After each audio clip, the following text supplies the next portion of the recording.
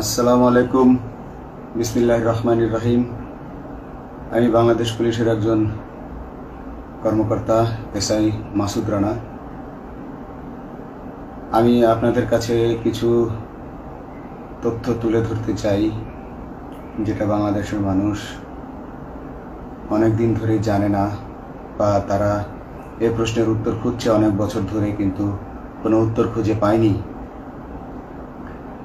আজকে যাকে সেনাবাহিনী থেকে অব্যাহতি দেওয়া হলো, মেজর জেনারেল জিয়াউল হাসান, যিনি এনটিএমসির প্রধান ছিলেন এবং তিনি র্যাবের অতিরিক্ত পরিচালক ছিলেন। অতিরিক্ত পরিচালক অপারেশন। তিনি মেজর থাকতেই র্যাবে ছিলেন এবং বাংলাদেশে যত গুম খুন হয়েছে, বিএনপি সহ অন্যান্য যারা অ্যাক্টিভিস্ট, সেই গুম খুনের সাথে জড়িত এই জিয়াউল হাসান। অনেক নেতাদেরকেই র্যাবের কালো গাড়িতে করে সিভিলে ধরে আনা হতো, এনে র্যাব 1-এর গোপন আস্তানায় তাদেরকে আটক রাখা হতো। এরপর তাদেরকে সময় মতো অজ্ঞাত স্থানে নিয়ে তাদেরকে হত্যা করা হতো এবং অজ্ঞাত স্থানেই তাদের লাশ হয়তো নদীতে ডুবিয়ে দেওয়া হতো, নয়তো তাদেরকে দাফন করা হতো, নয়তো অ্যাসিডের মাধ্যমে তাদের লাশকে গলিয়ে দেওয়া হতো। আমি 2014 অক্টোবর থেকে 2017 ডিসেম্বর পর্যন্ত র্যাব সদর দপ্তরে কর্মরত ছিলাম। তখন র্যাবের ডিজি ছিলেন বেনজির, যিনি আজকে দেশের হাজার হাজার কোটি টাকা চুরি করে, পুলিশের হাজার হাজার কোটি টাকা চুরি করে পালিয়ে গেছেন বিদেশে। তো আমি দেখেছি অনেক মানুষকে কিভাবে অন্যায়ভাবে গ্রেফতার করে নিয়ে গুম করে রাখা হতো। আমি রিসেপশনে ডিউটি করতাম। গুম হয়ে যাওয়া মানুষের স্বজনেরা আমার কাছে আসতো, কিন্তু আমাদেরকে কঠোর নজরদারিতে রাখা হতো। সিসি ক্যামেরার আওতায় ছিলাম, তাদের সাথে আমরা ওভাবে কথা বলতে পারতাম না। তাদেরকে কোনো তথ্য দেওয়া নিষেধ ছিল আমাদের জন্য। কিন্তু তাদের স্বজনরা আসলে এসে যখন এখানে কান্না করতো, আমি নিজেকে ধরে রাখতে পারিনি। আমি অনেকের স্বজনকেই তাদের স্বজনের, গুম হয়ে যাওয়া স্বজনের পরিণতির কথা জানিয়ে দিতাম। বিশেষ করে যাদেরকে মেরে ফেলা হতো, খুন করা হতো, তাদেরকে আমি খারাপ সংবাদটা দিতাম না। কিন্তু যাদেরকে বন্দি করে রাখা হতো, যেমন বিএনপি নেতা সালাউদ্দিন আহমেদকে যখন অ্যারেস্ট করে আনা হলো, তিনি অ্যারেস্ট করার সময় ধস্তাধস্তিতে মাথায় আঘাত পেয়েছিলেন। তাকে র্যাব 1-এর গোপন কক্ষে আটক করে রাখা হয়েছিল দীর্ঘদিন। এরপর তাকে এক সময় ভারতে পাচার করে দিয়ে আসা হয়। তাকে অজ্ঞাত কারণে হত্যা করা হয়নি। তার ফ্যামিলি এসেছিল, তার স্ত্রী হাসিনা আহমেদ, তার ভাই গিয়াসউদ্দিন আহমেদ। ওনারা আমার কাছে বেশ কয়েকবার এসেছেন। আমি কয়েকদিন ওনাদের এই উদ্বেগ, উৎকণ্ঠা, আমার সামনে বসে কান্নাকাটি দেখে আমি থাকতে পারিনি। আমি ওনাদেরকে কৌশলে আমার ফোন নাম্বার দিয়ে আমি ওনাদের সাথে দেখা করে ওনাদেরকে জানিয়ে দিই যে সালাউদ্দিন সাহেবকে হত্যা করা হয়নি, উনি জীবিত আছেন এবং ওনাকে হত্যা করার সিদ্ধান্ত নেওয়া হয়নি। এই সিদ্ধান্তগুলো জেনে নিতেন তিনি হচ্ছেন বর্তমানে মেজর জেনারেল জিয়াউল হাসান, যাকে আজকে অব্যাহতি দেওয়া হয়েছে। শুধু অব্যাহতি যদি দেয়া হয়, তাকে যদি বিচারের মুখোমুখি করা না হয়, তাহলে এই আন্দোলনের, এই স্বাধীনতার কোনো মূল্য থাকবে না। আমি আজকে আর কাউকে ভয় পাই না। আমি আজকে বিশ্বাস করি যে আজকে আমাকে এই সত্য বলার জন্য কেউ গুম করে দিতে পারবে না, এই সত্য বলার জন্য কেউ আমাকে অ্যারেস্ট করবে না। সেই কারণে আমি বুকে সাহস নিয়ে আজকে কথাগুলো বলছি। আপনারা যারা বিএনপি নেতা ইলিয়াস আলীর অপেক্ষায় আছেন, তাদের জন্য দুঃখজনক সংবাদ। তাকে অনেক আগেই হত্যা করা হয়েছে। তাকে পতেঙ্গা সমুদ্র সৈকত দিয়ে কড়া পাহারায় সাগরের মাঝখানে নিয়ে স্পিডবোটের মাধ্যমে মুখে পলিথিন পেঁচিয়ে হত্যা করে, তার পেট ছুরি দিয়ে ছিদ্র করে, তাকে পাথর দিয়ে বেঁধে সাগরে ডুবিয়ে দেওয়া হয়েছে। শুধু ইলিয়াস আলী নয়, অনেক নেতার সন্ধান যারা আজও পাননি। কিছু মানুষ তো ঘর থেকে উদ্ধার হয়েছে, কিন্তু যাদেরকে আপনারা পাননি তাদের সবার এই করুণ পরিণতি হয়েছে। আমি যদিও তারা এই কাজগুলো গোপনে, অতি গোপনে করত এবং র্যাবের অন্যান্য শাখার কর্মরত কর্মকর্তা কর্মচারীরা এটা জানতো না, কিন্তু আমি অত্যন্ত বিচক্ষণভাবে আমি এই খবরগুলো নিতাম, কারণ আমি জানতাম এগুলো একদিন আমি প্রকাশ করতে পারবো। এবং এই দিনটার অপেক্ষায় ছিলাম আজকে এত বছর, মানুষের কাছে সত্য প্রকাশের। বাংলাদেশের মানুষ জানুক যে কারা খুনি, কারা এত মানুষকে গুম খুন করেছে, এই দেশ থেকে এই দেশে ত্রাসের রাজত্ব কায়েম করেছে। তারা মাদকের ক্রস ফায়ারের নামে যে হত্যা ট্র্যাডিশন চালু করেছিল, এই ট্র্যাডিশনের উদ্দেশ্য ছিল বিরোধী দলের লোকজনকে হত্যা করা।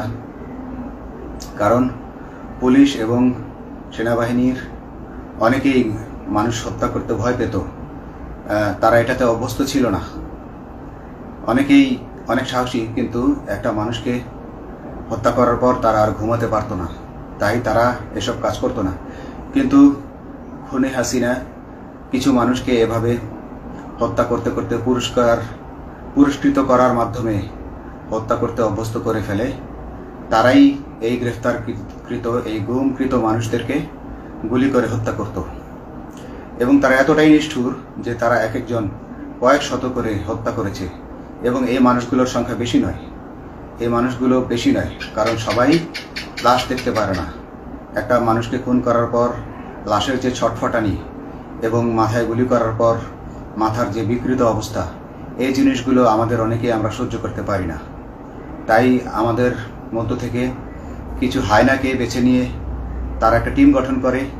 তাদেরকে র্যাব সদর দপ্তরে বেনজির আহমেদ প্রতি মাসে পুরস্কার দিতে ডাকতেন, এবং প্রত্যেকটা র্যাবের বিভিন্ন শাখায় এরকম দু একজন রাক্ষস ছিল যারা মানুষকে শ্যুট করত, গুলি করত, হত্যা করত এবং গুম করত। তারা এখনো আছে। তাদেরকে আমি নতুন সরকারের কাছে দাবি জানাবো, তাদেরকে বের করতে হবে, তাদেরকে বিচারের আওতায় আনতে হবে। না হলে এত শহীদের বিনিময়ে যে ফ্যাসিবাদ থেকে, যে স্বৈর শাসন, যে খুনি হাসিনার হাত থেকে আমরা মুক্তি পেয়েছি, সে মুক্তির প্রকৃত মূল্য আমরা পাবো না, প্রকৃত স্বাদ আমরা পাবো না। এই খুনিদেরকে বের করতে হবে, এই খুনিদেরকে বের করে আইনের আওতায় আনতে হবে। বাংলাদেশ পুলিশ কখনোই গুলি করতে অভ্যস্ত ছিল না। আপনারা জানেন একসময় পুলিশ যে গুলি করতো না, এটা নিয়ে অনেক ব্যঙ্গচিত্র ছাপা হতো পত্রিকাগুলোতে, যে গুলি না করতে গুলি খেলনার বন্দুকে পরিণত হয়েছে।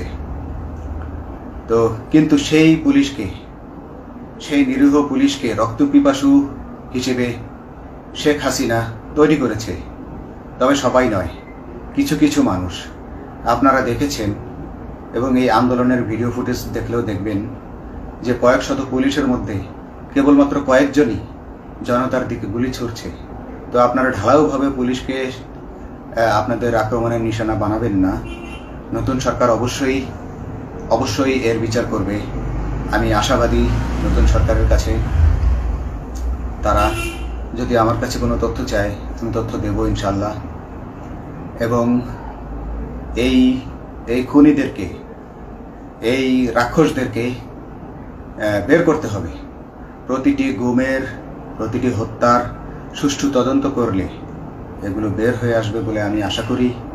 এবং আমি চাই এরা ধরা পড়ুক, এদের বিচার হোক, না হলে এরা যুগে যুগে এই রাক্ষস যুগে যুগে রয়ে যাবে, আমাদের মাঝেই তারা লুকিয়ে থাকবে এবং যুগে যুগেই তারা মানুষের রক্ত পান করেই যাবে। পুলিশ বাহিনী মানুষকে সেবা করবে, এটাই হওয়া উচিত পুলিশের ধর্ম। পুলিশের ধর্ম হবে মানুষ পুলিশের জন্য, পুলিশ মানুষের জন্য।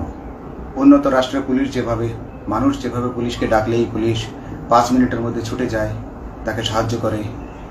আমরা বিভিন্ন ভিডিওতে দেখি যে পুলিশ হাঁসের বাচ্চাকে রাস্তা পার করে দিচ্ছে, একজন অন্ধ মানুষকে রাস্তা পার করে দিচ্ছে।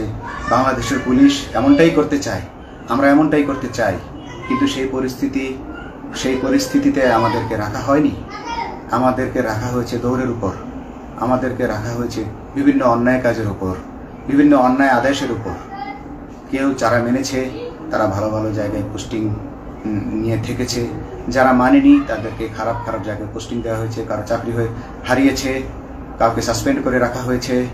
আমি নিজেও একজন এইসব এমন বৈষম্যের শিকার, অন্যায় মিথ্যা মামলার শিকার হয়ে আমি নিজেও বর্তমানে সাসপেনশন অবস্থায় আছি এবং এই সাসপেনশন অবস্থায় থেকে আমি আল্লাহর কাছে শুকরিয়া জানাই, কারণ এই সাসপেনশন থাকার কারণে আমি ছাত্র জনতার আন্দোলনের সাথে সংযুক্ত হতে পেরেছি। আমি সবসময় আল্লাহর কাছে দোয়া করেছি যে আল্লাহ তুমি আমাকে মুজাহিদ হিসেবে কবুল করো, আমাকে জিহাদ করার তৌফিক দান করো এবং আমাকে শহীদী মৃত্যু দান করো। এবং আল্লাহ আমার দোয়া কবুল করেছেন। আমি ছাত্র জনতার সাথে এই জিহাদে অংশগ্রহণ করেছি, ছাত্র জনতা সফল হয়েছে। আমি গর্বিত আমি এই আন্দোলনে একজন পুলিশ অফিসার হয়েও আমি অংশগ্রহণ করতে পেরেছি। তো যাই হোক, আমি চাইব যে বাংলাদেশ পুলিশের, র্যাবের যে সকল কর্মকর্তা অগণিত মানুষের গুম খুনের সাথে জড়িত ছিল তাদেরকে ধরা হোক, তাদেরকে আইনের আওতায় আনা হোক। আমাদের মতো অনেক অফিসার আছি যারা এসব কুকর্মের সাক্ষী, আমরা সাক্ষ্য দেব। আমরা এখন আর ভয় পাই না। আমরা আসলে যে ভয় পেয়েছি তা নয়, আমাদের বাহিনীতে টিকে থাকাটা জরুরি ছিল। জনগণের স্বার্থেই আমাদের বাহিনীতে থাকা জরুরি ছিল, কারণ আমরা যদি বাহিনী থেকে আউট হয়ে যেতাম তাহলে এসব তথ্য আমরা জানতে পারতাম না এবং জনতার কাছে পৌঁছাতে পারতাম না। জনতার কথা বলতে হলে, জনতার সাথে থাকতে হলে আমি পজিশনেও থাকতে হবে। এই জন্য অনেক কিছুই প্রকাশ করিনি, কারণ আপনারা ভালো মতোই জানেন যে অনেক সেনাবাহিনীর মেজরকেও গুম করে দেওয়া হয়েছে যারা মুখ খুলেছে। আমি তো একজন সামান্য সাব ইন্সপেক্টর, আমাকে গুম করে দেওয়া তাদের 1 সেকেন্ডের ব্যাপার ছিল। তো আমি এখন বিশ্বাস করি যে এখন সেই দিন, সেই কালো মেঘ সরে গেছে আকাশ থেকে, আকাশ মুক্ত হয়েছে, এই দেশ জালিমের শাসন থেকে মুক্ত হয়েছে। আল্লাহ তাআলা আমাদের উপর রহমত বর্ষণ করেছে।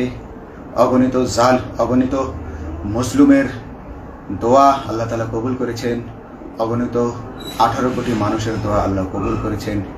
এইভাবে হঠাৎ করে 15 দিনের মধ্যে 15 বছর ধরে গড়ে ওঠা রাক্ষসের পতন ঘটা আল্লাহর রহমত ছাড়া, আল্লাহর রহমত ছাড়া এটা কখনোই সম্ভব হতো না। আমি আল্লাহর উপর ভরসা রেখে বলছি, আপনারা নতুন প্রশাসনকে ঢেলে সাজান, পুলিশ বাহিনীকে ঢেলে সাজান। এই সিস্টেমের মধ্যেই, পুলিশের এই সিস্টেমের মধ্যেই গণ্ডগোল আছে, নিয়োগের মধ্যে গণ্ডগোল আছে। আপনারা এই সিস্টেমগুলো পরিবর্তন করুন, আপনারা এই সিস্টেম পরিবর্তনে সাহায্য করুন এবং পুলিশ ডিপার্টমেন্টে যত ডিপার্টমেন্টাল পরীক্ষা আছে এগুলো তুলে দেন।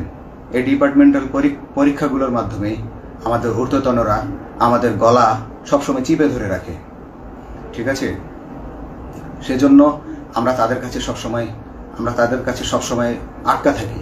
এজন্য আমরা অনেক কিছু বলতে পারি না, অন্যায়ের প্রতিবাদ করতে পারি না। তো এই সিস্টেম পরিবর্তন জরুরি। ডিপার্টমেন্টে কোনো পরীক্ষা থাকা যাবে না। কনস্টেবল হতে যারা একটা নির্দিষ্ট সময় পর তার বিভিন্ন কোর্স করানোর মাধ্যমে তার প্রমোশন হতে হবে। সাব ইন্সপেক্টরে ভর্তি হয়ে 5 বছর পর ইন্সপেক্টর হিসেবে পদোন্নতি পাবে, তার 5 বছর পর সহকারী পুলিশ সুপার হিসেবে পদোন্নতি পাবে। এভাবে আইন পরিবর্তন করতে হবে। তাদেরকে দক্ষ করে গড়ে তোলার জন্য বিশেষ কোর্সের আয়োজন করতে হবে এবং সৎভাবে বাঁচার জন্য সঠিক বেতন কাঠামো এবং ভালো কাজের জন্য পুরস্কার এর ব্যবস্থা করতে হবে। বিভিন্ন যে চোরাই মাল মাদক উদ্ধারের জন্য সেক্ষেত্রেও বিশেষ পুরস্কারের ব্যবস্থা থাকতে হবে এবং বাসস্থান এবং যানবাহন, পুলিশের যেই ব্যয়টা হয় সেটা হচ্ছে বাসস্থান এবং যানবাহন। পুলিশ আমরা নিজের বেতনের টাকা দিয়ে মোটরসাইকেল কিনে চাকরি করতে হয়, এই বিষয়টা যেন না করতে হয় এবং সরকারি বাসস্থান যদি আমাদেরকে দেয়া হয় তবে আমরা বেতনের টাকা দিয়ে আমরা মানুষকে সেবা দিতে পারবো, সৎভাবে চলতে পারবো এবং দেশের মানুষকে সন্তুষ্ট করতে পারবো ইনশাল্লাহ। তো আমি আপনাদেরকে প্রথমে যেই তথ্যগুলো দিয়েছি গুম খুনের বিষয়ে, আপনারা এই তথ্যগুলো অনুসন্ধান করুন, অনুসন্ধানে টিম গঠন করুন। প্রত্যেকটা গুম খুনের বিচার হতে হবে এই দেশে।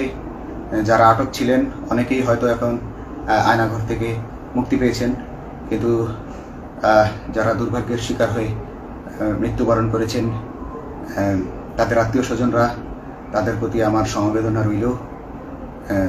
তারা জোর দাবি তুলুন, তারা সবাই সরকারের কাছে আপনাদের পরিবার পরিজনের নিখোঁজ হওয়ার বিষয়টি তুলে ধরুন, আপনারা জোর দাবি জানান এবং গুম খুন তদন্তে একটি তদন্ত কমিটি গঠন করা হোক, যেখানে কোনো পুলিশ বা সেনাবাহিনীর সদস্য থাকবে না।